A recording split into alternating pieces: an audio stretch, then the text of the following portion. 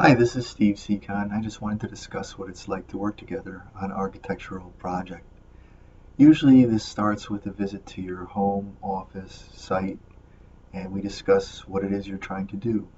I'll ask a lot of questions, trying to scope out who's involved, your budget, your schedule, your expectations, and just try to see, how we work together in some kind of smooth manner. The way the project usually unfolds is through a series of 5 steps that are fairly discrete. The first one is called schematic design, and like its name implies, it's a preliminary in nature. It's a lot of fact finding for us. We'll do measuring if there's an existing building that's going to be incorporated in the job. We'll do a lot of investigative work in terms of codes, program, try to see what's involved, who's involved, how they're using it, different relations to the site, if there's anything that's influencing the site, like wetlands or steep slopes or other environmental factors. We try to get all that information up front to make sure that we design in accordance with whatever influence that has. During that schematic design time, we'll be meeting fairly frequently, show you different schemes, try to get a lot of feedback from you, and also to try to basically edit those schemes into something that's the best scheme, something that you like, something that meets the program, that is affordable, and also something that feasibly is in likelihood of being approved by the municipality where it's being built. The second phase is basically a combination of design, development, and construction documents. The preliminary scheme that we choose then gets developed from simple drawings and elevations and renderings into drawings that are more technically complete. It'll show everything from the large picture, where the building is located, where the rooms are, to the smaller details, where the light switches are, which ways the door swings, the kind of finishes, lighting, the way it's built, the different materials, the specifications, and so forth are all outlined in these kind of drawings. The third phase is fairly discrete, and that's the approval phase.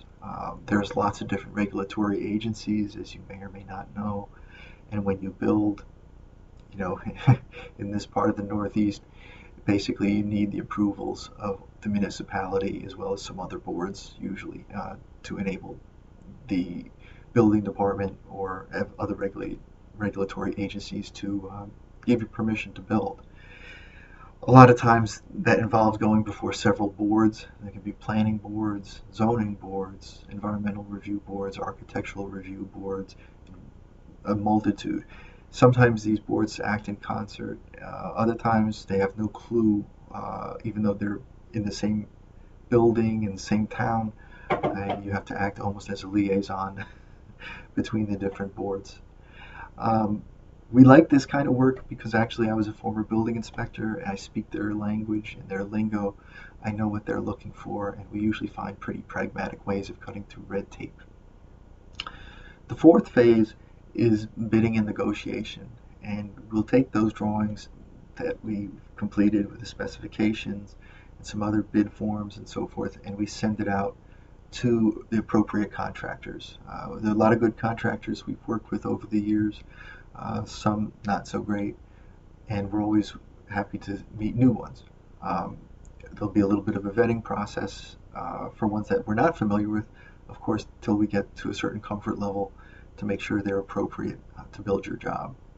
We have a series of questions that we ask, and we always try to make sure in this matchmaking way that we have the right party to do the right job.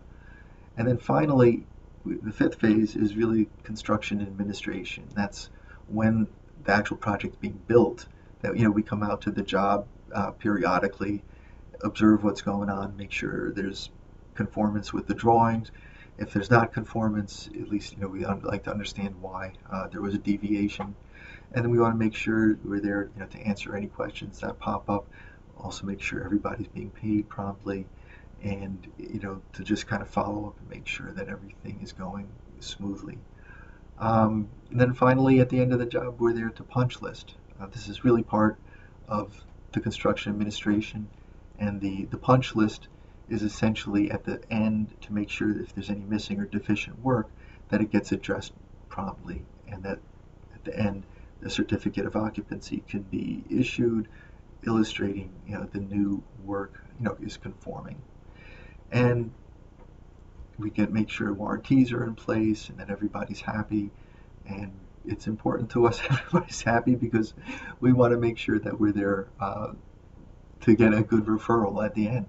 There's definitely a self-serving motive here, because we don't really advertise much, and we believe that a happy customer really is our best advocate. So if you have further questions, please give me a call, 914-980-5532. Thanks for listening.